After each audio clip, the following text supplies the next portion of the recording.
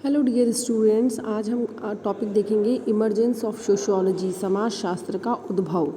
तो सबसे पहला क्वेश्चन ये बनता है कि बेसिकली ह्यूमन बीइंग जो था वो बहुत पहले से था, लेकिन सोशियोलॉजी सब्जेक्ट का जो सृजन हुआ, जो इसका जन्म हुआ वो 1838 में हुआ।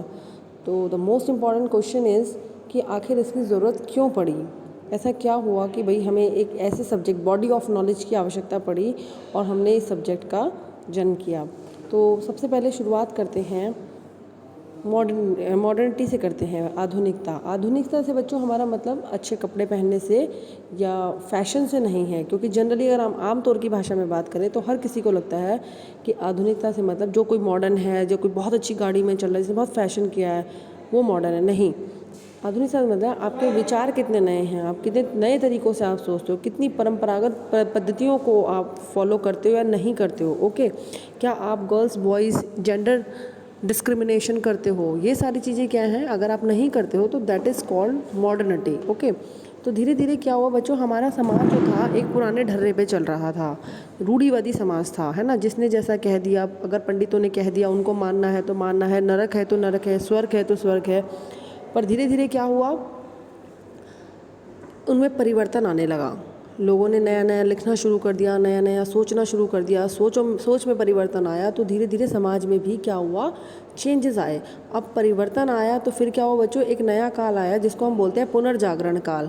पुनर्जागरण काल से हमारा तात्पर्य ये है कि हम एक पुराने ढर्रे की सोच पर नहीं चल रहे थे। पहले क्या होता था, सूचना का प्रसार बिल्कुल नहीं होता था बच्चों, यानी कि एक इन्फॉर्मेशन यदि आपको देनी है तो उसको किसी भी आप टेलीफोन के माध्यम से, मोबाइल के माध्यम से, इंटरनेट के माध्यम से नहीं दे सकते थे। उस इन्फॉर्मेशन को देने के लिए आपको पर्सन टू पर्सन देना पड़ता था, जिसमें 1 महीना 2 महीना भी लग जाता था, है ना। तो जिसको हम डार्क एज बोलते थे। तो लोगों में क्या था, अंधविश्वास भी था, ज्ञान का अभाव भी था। लेकिन धीरे धीरे क्या हुआ, लोगों ने लिखना शुरू करा, लोगों ने पढ़ना शुरू करा, तो उनकी जो सोच थी उनमें परिवर्तन आया, है ना। उनके विचार अब रूढ़िवादी या दकियानूसी नहीं रहे। तो पुनर्जागरण काल को हम एक तरीके से ये भी बोल सकते हैं कि जहाँ पे लोगों में सोचने का यानी चिंतन का आया और थोड़ा सा ज्ञान का प्रसार बढ़ा, तो वहाँ पे उन्होंने सोचना शुरू कर दिया। जैसे फॉर एग्जांपल अगर मैं बोलूँ तो पहले चर्च क्या करती थी, पूरी पब्लिक को कंट्रोल करती थी।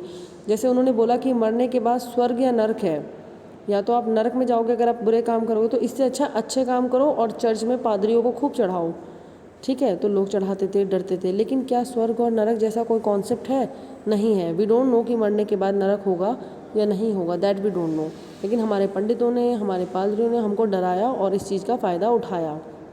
लेकिन धीरे धीरे जब पुनर्जागरण काल में लोगों ने पढ़ना शुरू किया, और न्यूटन, गैलीलियो, इन सब ने, वैज्ञानिकों ने अपने नए नए आविष्कार किए, तब क्या हुआ, उन्होंने ये कहा कि इसी जीवन में सुख है, मरने के बाद कोई सुख या दुख हमें नहीं पता, तो इसी जीवन, द वर्ल्डली प्लेजर जिसको हम बोलते हैं, इसी पे फोकस आपको करना है ना। तो पंडितों को चढ़ाने से या किसी को भी कुछ करने से नहीं होगा। धीरे धीरे धर्मनिरपेक्षता आने लगी, फिर से देखो परिवर्तन आया, पुनर्जागरण काल आया, धीरे धीरे धर्मनिरपेक्षता का मतलब है जब हम सबको, सभी धर्मों को समान महत्व देने लगे, यानी कि रिलीजन जो था वो धीरे धीरे क्या हुआ, ड्रॉप हो गया, आपके विचारों से, आपकी कार्यशैली से ड्रॉप हो गया। उसके बाद फिर बच्चों फ्रांस की क्रांति आ गई। अब फ्रांस की क्रांति में फोकस ये था कि सभी लोग बराबर हैं, इक्विलिटेरियन आइडियोलॉजी वहाँ पर आ गई।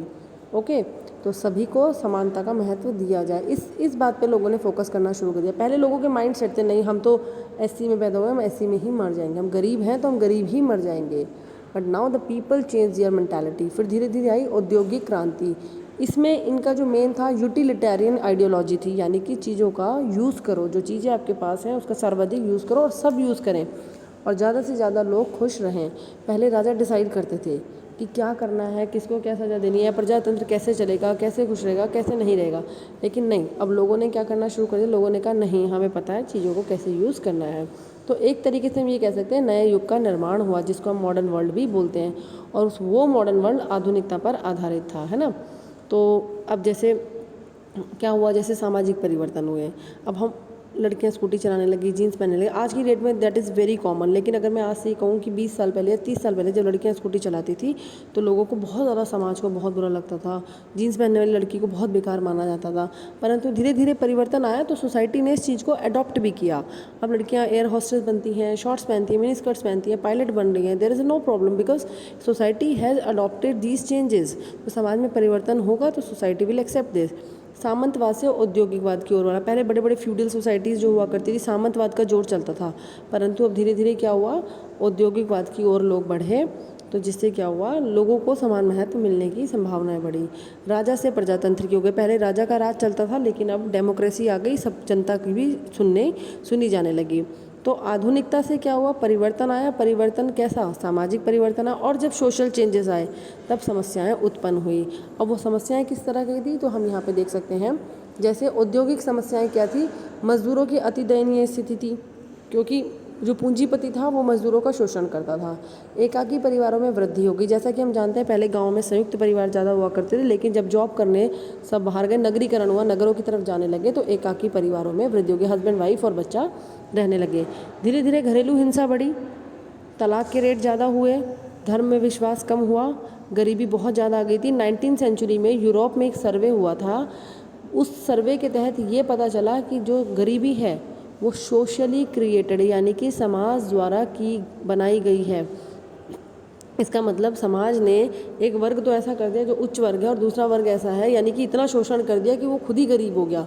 इट मीन्स जो गरीबी वो बाय बर्थ नहीं है, बल्कि समाज द्वारा क्रिएट की गई है। नए नए अपराधों में वृद्धि हो गई, क्योंकि औद्योगिकरण हुआ, नगरीकरण हुआ, तलाक, घरेलू हिंसा हो गई, तो छोटे छोटे अपराध बढ़ने लगे, है ना।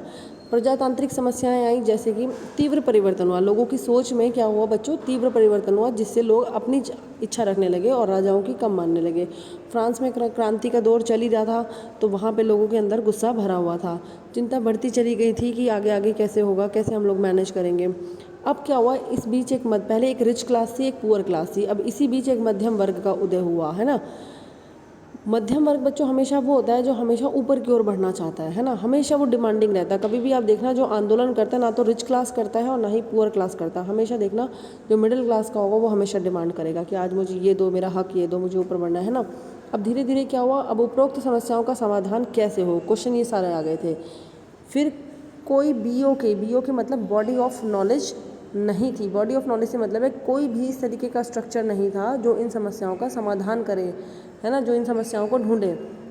आपसे भी अगर कोई पूछता है आप कौन सी बॉडी ऑफ नॉलेज के स्टूडेंट हो, तो आप कह सकते हो I am a student of sociology, है ना। बॉडी ऑफ नॉलेज थोड़ा स्टैंडर्ड टर्म है, एक होता है सब्जेक्ट और एक होता है बॉडी ऑफ नॉलेज, है ना। तो समस्याएं आई, उस समस्याओं के समाधान के लिए बीओ के आया, बॉडी ऑफ नॉलेज आया। उस बॉडी ऑफ नॉलेज को हमने क्या नाम दिया बच्चों, समाजशास्त्र का नाम दिया, जिसको हम क्या बोलते हैं, 1838 में इसका जन्म हुआ। ऑगस्ट कॉम्टे द्वारा इनका जन्म हुआ। ये समाजशास्त्र के जनक कहे जाते हैं। जो फ्रांस में इनका जन्म हुआ था 1798 में, और जिनकी डेथ हुई थी 1857 में।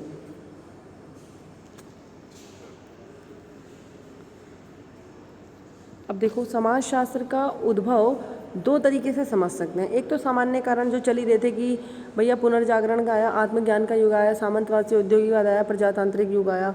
एक था मुख्य कारण, यानी कि बोलते ना कि देखो गुस्सा इकट्ठा होता जा रहा है, लेकिन आप कंट्रोल कर रहे हो, लेकिन कोई अचानक से फिर ऐसी बात हो जाती है कि आपका गुस्सा फट जाता है ना, तब आप भी बोल पड़ते हो। तो एक सामान्य कारण कि ये सब चीज़ें चली रही थी समाज में। दूसरा है मुख्य कारण, फ्रांस की क्रांति जब हो गई तो लोगों को एहसास हो गया कि अब इस दबाव में नहीं रहना है ना।